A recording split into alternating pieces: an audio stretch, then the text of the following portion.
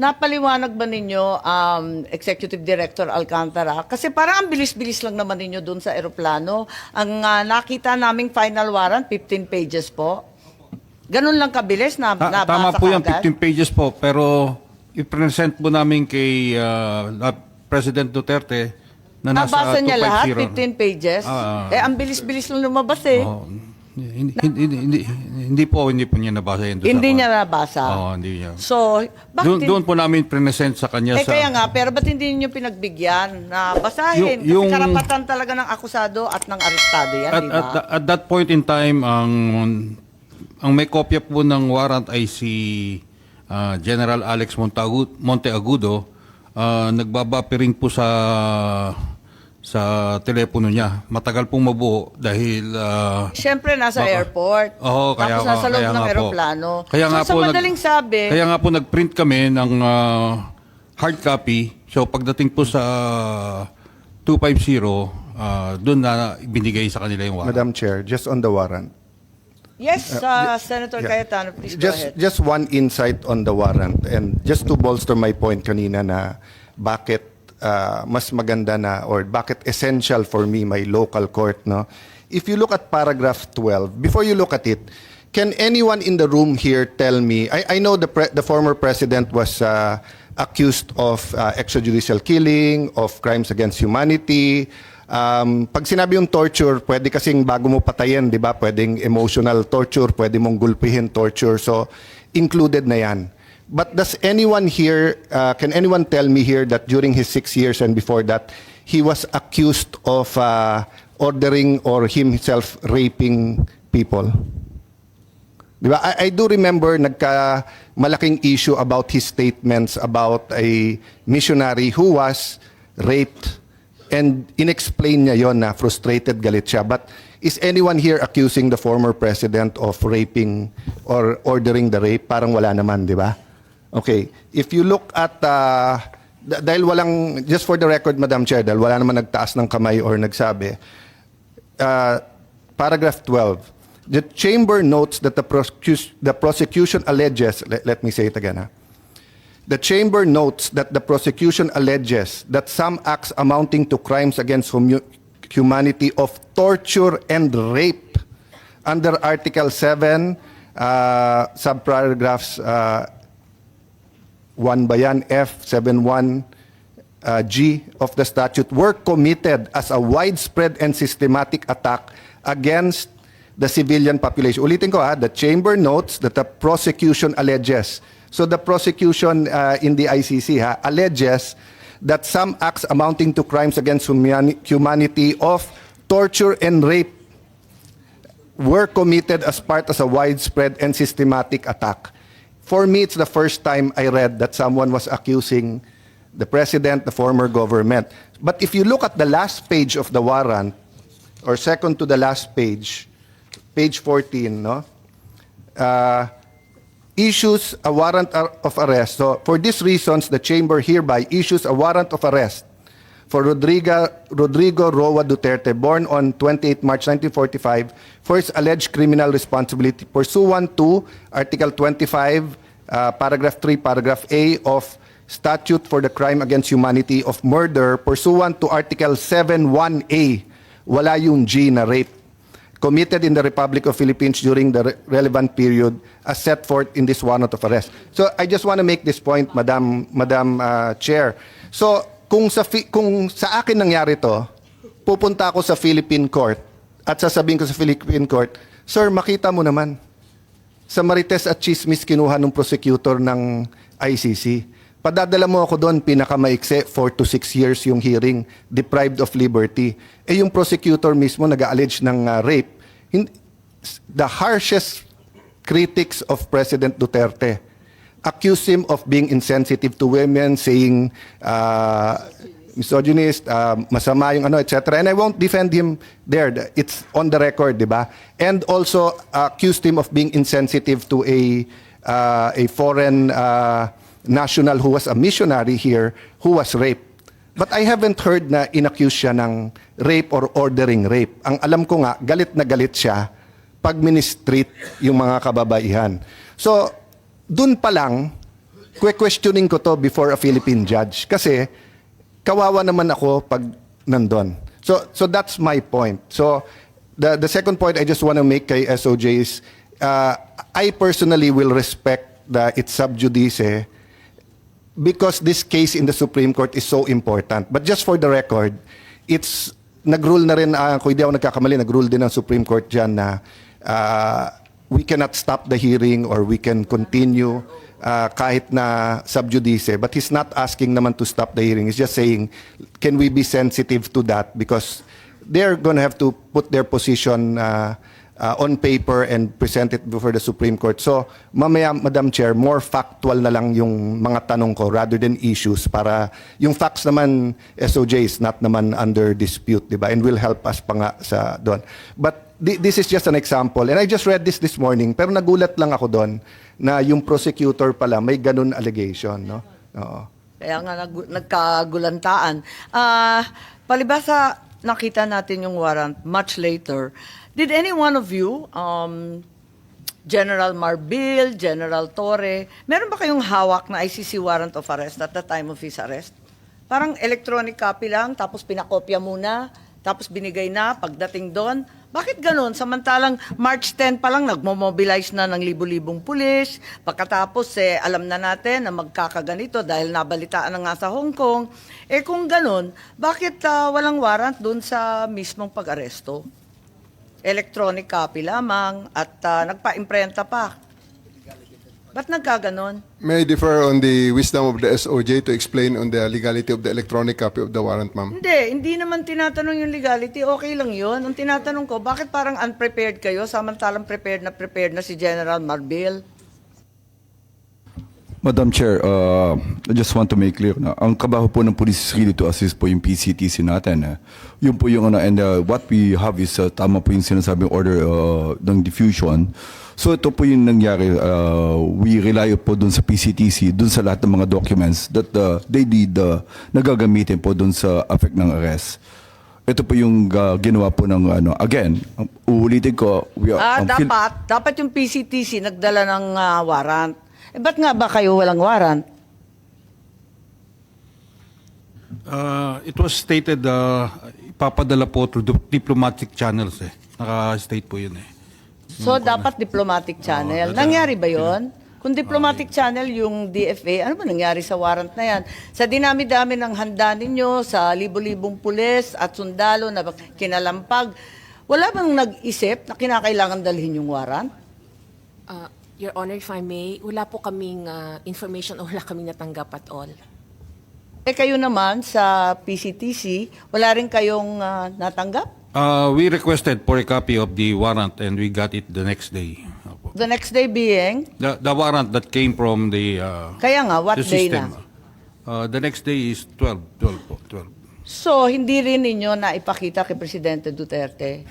Bale tama si General Torre na warrantless arresto. Pinakita po namin yung hard copy sa 250 pero sa lawyers po natin pinigay. Madam Chair, can I clarify? Kasi ang sinasabi din na redacted copy lang ang binigay, hindi rin kompleto, kaya hindi nila mabuo. At yun nga, nagkagulatan bakit meron pa. Can I clarify that? Sir, it was a sealed warrant, correct? Hindi. Hindi po. Hindi. Electronic yung nakuha po na... No. Ano ang pinadala ng ICC? Kasi parang sa ibang news report, sabi sealed. Pag sealed kasi, hindi dadaan ng DFA yon. So yun nga ang question. What was sealed, sir, was the warrant of arrest was sealed Okay. before March 11. Yes. Tapos kanino, sir, pinadala? Sino magbubukas nun pag sealed? When they demanded a copy of the warrant, we relied on our fail-safe mechanism. We have a fail-safe mechanism to make sure that the documents are secure in our possession. So it's the DOJ that produced the warrant. Hindi sa may bias ako sa DFA, but I've worked with these people. Kasi pag sealed, may option na hindi padaanin sa kanila. At kahit pinadaan sa kanila, I don't think they have the authority to open it. Diba? Yes, but we had to use our fail-safe because the PCTC could not produce the warrant, so we had to use our fail-safe. Yes. But once naman it's opened by the proper authority who's allowed to open it, diba, to unseal it, then, syempre, Philippine law na. Ipapakita mo talaga dun sa na... Yes, we showed it to the president and to his lawyers. Teka, mapapaliwanag lang ako. Tell me candidly, at the time you apprehended PRRD, nung inaresto si former president, yung ICC warrant, nasa inyo na ba, General Torre? Yung totoo. Kasi you're under oath, alalahanin ko. Yes, ma'am. It is with us. It was already with you. Yes, ma'am. Electronic. Yes, ma'am. Electronic. Wala Yes, kayong ma'am. official copy? Electronic O walang copy, ma'am, hard given copy? electronic copy given to me by Yusek Nikiti of the DOJ, ma'am. Sa DOJ. Sa inyo, kasi parang nagtuturoan kayo, sabi ninyo, na dapat yung PCTC ang nagbigay. Pero wala kayong binigay. Sabi ninyo, dapat DFA. Nalilito po ako. Hindi po. Hindi po nagtuturoan. We had the copy of the warrant, not electronic copy of... Dinami-dami Yusek lang P. nag-aresto kay Presidente. Walang nag-isip na kinakailangan bigyan ng kopya na hard copy, opisyal, at talagang... binigyan po namin sa... Saan? Saan at 250 po, kailan? binigyan po namin. Nung ma-print na po yung hard copy... Saan yun? Sa 250 po. Sa Villamor? Meron po, meron. Ano yung 250 po? Sa Villamor po, Villamor. Binigyan po siya ng kopya, hard copy po.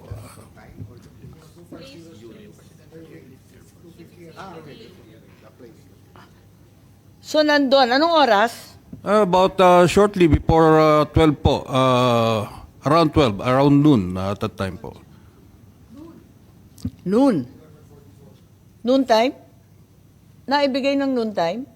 Opo. Pero anong oras ba hiningi? Di ba napakaaga pa noon? Humihingi po sila from the tube. Starting from the tube, humihingi na po Anong sila. oras yun nung hihingi sila? When they arrive po, it's about 10 o'clock. 10 o'clock. Or, So, 2 oras makalipas bago ninyo naibigay. Ma'am, just to be clear. Yes. Just to be clear. General Torre, maybe you can explain the process of serving the electronic copy, which constitutes a legal form of serving the warrant. Yes, ma'am. After they disembarked, as I have learned from General Torre, they asked that it be postponed, that they be brought first to... Ano ba nangyari doon, General, pagkatapos doon?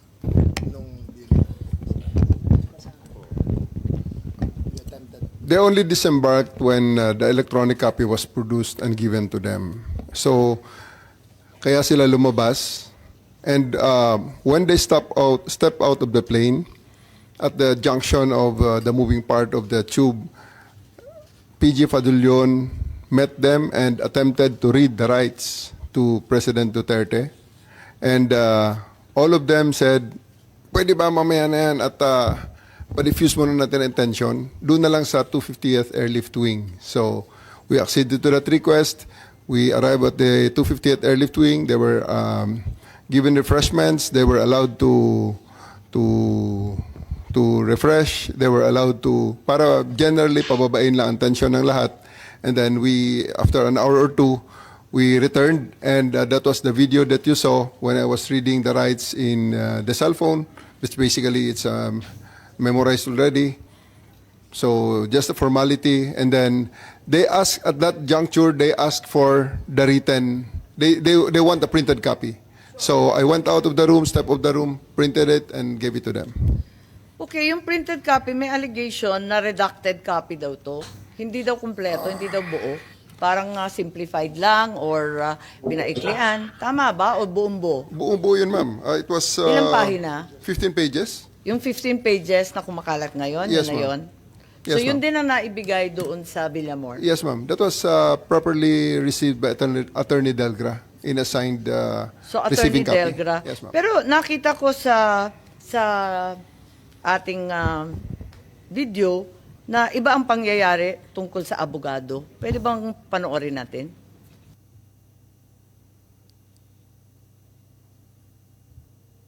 Kayo, kanina pa eh. Hindi naman lahat, ilan ang hinuli ngayong araw na to, sir? Sa iba-ibang mga krimen. Ilan ang binigyan ng ganitong... Kasi nandito kayo lahat eh. Nag-iisang tao. Ilan ang binigyan ng Nag-iisang tao, dami krimen sa labas. Nandito kayo. Sir, hindi kami Sir, ma'am, humingi ng please, pabor. ma'am. Just invoke Article 59. Bakit hindi yan magawa-gawa? Attorney, you will be That's removed from... precisely the point that I'm saying. That's precisely Please lang, bawal hawakan. Attorney, you will be removed Bawal from... hawakan! Bawal hawakan. Tumayo ka na lang. Bawal The right to counsel is something that has to be observed and Huwag respected. kayong umawak. Kaya na kayong pakialam sa kanya. Kasi nga, nag-uusap Ano yung lawyer? Bawal. Huwag na tayo Nag-uusap pa kami. Huwag mo hawakan yung lawyer. Huwag mo hawakan. Nag-uusap pa kami. Huwag mo hawakan. Huwag ba? Nag-uusap pa kami. Attorney, please. Huwag mo hawakan. Is this what you want? Is this what you want, Mr. President? Huwag mo hawakan. Time lang eh. Time lang. Kayo mga Huwag mo hawakan yung nanay ko! Tangina mo! Kayo mga sundalo, tanungin ko kayo, anong kasalanan ko? Okay, dito sa video nakikita na si General Torre hinihila yung abogado. Standard procedure po ba ito ng Madam Chair? PNP? Bakit mo kinakaladkad yung abogado? Hindi ba karapatan ng isang akusado, arestado na magkaroon ng abogado? Bakit ayaw ninyong palapitin yung abogado? Gabi na ho yan, ma'am. That's already the time that I'm forcing everyone to board the plane.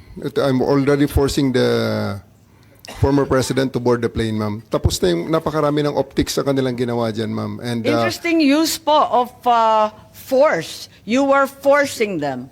Yes, So you ma'am. admit you forced them. You I used have violence. to. I have to because they won't go with us voluntarily, ma'am. So I have tried all the lahat ng pakiusap ay Naku, ginawa na General namin naman, buong sa araw. dinami-dami ng pulis, ang tanda-tanda na, may sakit pa. Sa palagay mo, masisindak pa yun, o kaya bang lumaban nun? In fairness to the president, ma'am, after I handcuffed E.S. Mijaldea and told Attorney Delgado that he's the next one to be handcuffed and boarded on the bus, the former president actually acceded and said, "Sige na, alis na tayo." And you saw that on video. Kuya, It was nakita namin, Romy. di ba, hinihila mo yung upuan. Hindi ba dapat, talagang General Torre, kailangan makinig ka doon sa sinasabi ng abogado? Di ba karapatan nun? I have already arrested, I even arrested E.S. Mijaldea, ma'am, for obstruction of justice and placed handcuffs on him. That was already the last parts because masyado ng gabi, aabutin na kami ng umaga din, ma'am. It's Ilang already oras na? unreasonable. 2 oras pa lang. Kalalanding lang ng Hong Kong ng alas 10, alas 12 12 hours. pa lang to. 12 hours, ma'am. Kaya nga, anong oras to? Kasi Mga sabi 7 mo o'clock na- kanina, 10 o'clock Mga 8 o'clock yan, dumating. ma'am. Yung kay Delgra. O, anong oras na Mga yun? 8 o'clock yan, ma'am.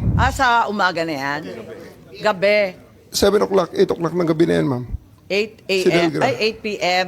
Yes, Eh, ma'am. gano'ng katagal na yon? 10 hours, ma'am. 9 hours. Naka 9 to 10 hours na. So, sa palagay mo, si former president had sufficient chance to challenge na the validity of the arrest. So, sinasabi ninyo na 9 to 10 hours na yan.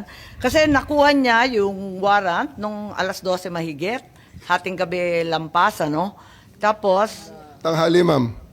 Tanghali, ma'am. Niya nakuha ang okay. warrant. Tapos, tumagal pa sila ng ilang oras. Ng 11 hours, sinasabi po ninyo. Yes, ma'am. They attended to serve the warrant when they disembarked. They asked that it be deferred until they reached 250. Upon reaching 250, they asked for some refreshments and they cooled down. Upon being more calm and after conferring with their lawyers, the warrant of arrest was served in toto, in full, and their rights were read. So sa tingin ninyo, itong 9 to 10 hours sapat na para sa isang pangkaraniwang tao na makakuha ng sariling abogado, tapos i-check yung kanyang warrant, pagkatapos mag-draft, mag-file ng maayos na petisyon ng habeas corpus. Ganun ba yun? Ma'am, you must, I think the record showed that there were 3 lawyers with him in conference with him during the entire time. Attorney Delgra. Paano Attorney makakapag-file yun? Gabing-gabi na, hindi naman Ma'am, court hours. They had filed a case of a TRO with the Supreme Court. They tried their legal remedy. It was duly recorded and there was no TRO given by the court, ma'am. So, ma'am, just to be clear, they had their chance to seek legal remedy as shown by the actions of their lawyers by approaching the Supreme Court. So, So, there was no due process denied, ma'am. Siguro sasabihin ko at tatanungin ko kay Attorney Medina, ang ating constitutionalist po rito. Masasabi ba natin na nabigyan si PRRD ng sapat na pagkakataon para alamin itong validity ng kanyang, yung katotohanan ng kanyang pag-aaresto? Ilang oras ba yung sinasabi natin na sufficient time, yung sapat na panahon? Thank you, Madam Chair. Just to clarify, I will just be consistent with the opinion that I posted that there was no reasonable opportunity. That is not to denigrate or cast aspersion on the character or competence of our officials. And also, I have very limited facts when I wrote the opinion. But just to, as a comparison, if you filed an extrajudicial proceeding, if you will file a petition, the court will order the arrest. The subject of the arrest will have the opportunity to answer, and then the court will have the opportunity also present evidence. The court will have the opportunity to weigh the evidence, and then issue the ruling. For example, in the case of Mark Jimenez, he had more or less over a year to dispute his extradition. So if that would be the standard, that might be considered reasonable opportunity to be heard. So yung sinasabi nila na nakasyam, 10 oras na nag-iintay, talagang panay pa rin ang tutol, hindi sapat na panahon yun. Kasi magpipila ka pa ng kaso, magdadraft ka pa ng petition, dadalhin mo pa. Hindi po ba? So hindi pa rin sapat kahit sabihin natin matagal sila nandun sa airport? I will just be consistent with what I wrote, Your Honor. My initial view was yes, 6 hours, office hours, or less, 5 hours, to seek relief from the courts may not be characterized as reasonable opportunity to be heard. Of course, that is disputable. That's just my personal opinion with limited facts. I'm sure the officers concerned have good reasons, and that can easily be disputed in court. Thank you.